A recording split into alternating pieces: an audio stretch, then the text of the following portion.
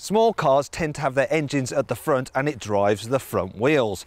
But the new Renault Twingo isn't like normal small cars, because just like a Porsche 911, its engine is actually at the back and it drives the rear wheels. Now, I wouldn't normally show you an engine on Carbuyer because that's a bit too techy, but I'm going to make an exception in this case because look, there's the engine.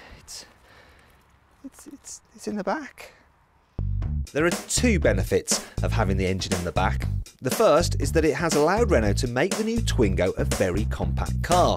Despite being 10 centimetres shorter on the outside than the old Twingo, it's actually 22 centimetres longer inside the cabin.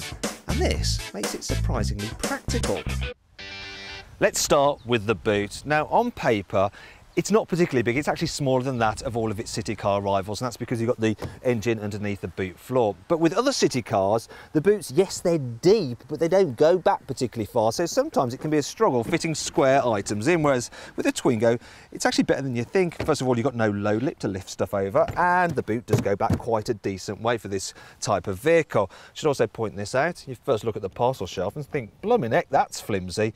But because it's paper thin, when you remove it, you can actually slide it and keep it stored out of the way underneath items in the boot, and that's really handy. You might be wondering what the heck this thing is, and no, it's not a hammock for a cat. It's actually a special storage pouch.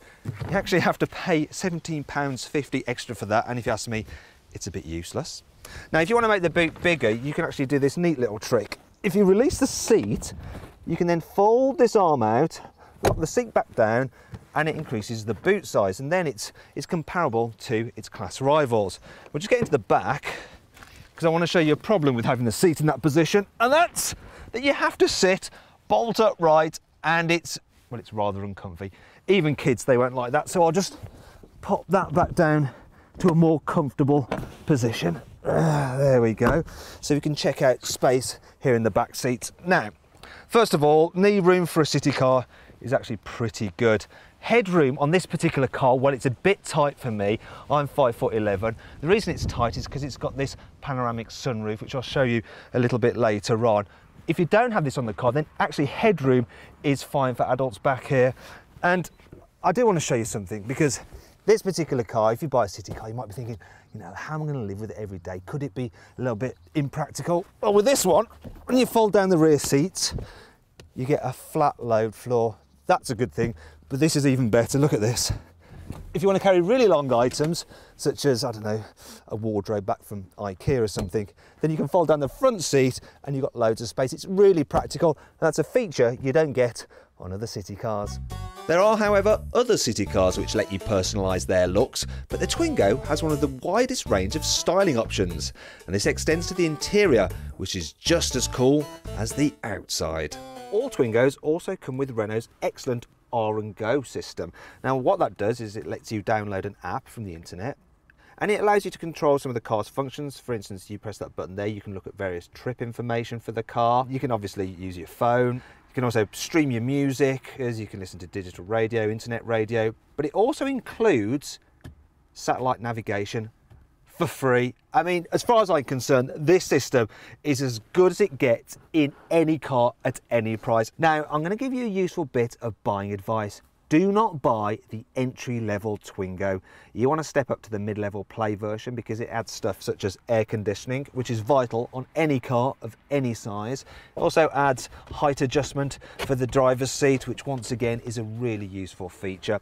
This particular car is actually the range-topping dynamic model, and it has stuff such as stop-start for the engine, which will save you a few mpg, and a lane departure warning system. But I wouldn't bother spending the extra on this range-topping dynamic. I would save some cash and instead spend it on this awesome panoramic sunroof. And yes, I did say it does affect headspace in the back, but the rear passengers worry about. You just get and enjoy the fact that you can wind the roof all the way back and make this Twingo feel like a convertible. And when it's sunny like today, that's a really, really great feature.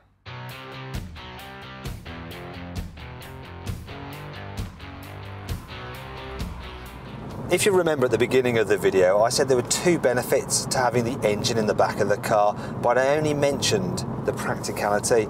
Well, the other one is manoeuvrability, because you haven't got the engine at the front, which means there's no drive shafts going to the front wheels. It means that Renault has been able to fit this car with steering that turns at a greater angle than it does in almost any other car. The Twingo has a turning circle of just 8.6 metres, which is only bettered by the titchy Toyota IQ and a London taxi. As well as being great for making U-turns, it means the Twingo is very easy to parallel park. When you combine that manoeuvrability with a race driving position, which gives you a good view out, some nice light controls, what you have is a car that is absolutely brilliant for driving around town. The trouble is that when you get out of town and start going a bit faster, you begin to notice some of the car's problems, such as how it bobs about over bumps when you're going a little bit quickly, which brings us on to the performance. Take the engines, for example. The one in this car is a 1 litre 3-cylinder with just 70 horsepower, but actually round town it feels nippy enough because the gearing's nice and low. The problem is that when you go out on the motorway, it feels completely out of its depth, because 0 to 60 miles an hour takes 14.5 seconds. So if you want to overtake someone, you have to thrash this engine to within an inch of its life, and that does start to affect fuel economy. In fact, I reset the car's trip computer earlier today, so shall we see what I'm actually doing now?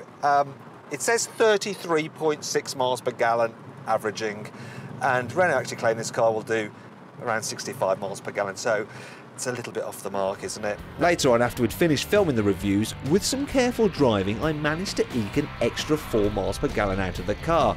But even then, it was still returning under 40 miles per gallon, which is a little bit poor in a car such as this. If you plan to drive on the motorway quite a lot, you're going to need the 900cc turbocharged engine. It has 90 horsepower, can do 0 to 60 in 10.8 seconds, which is pretty impressive for a city car, and it can hold its own on the motorway.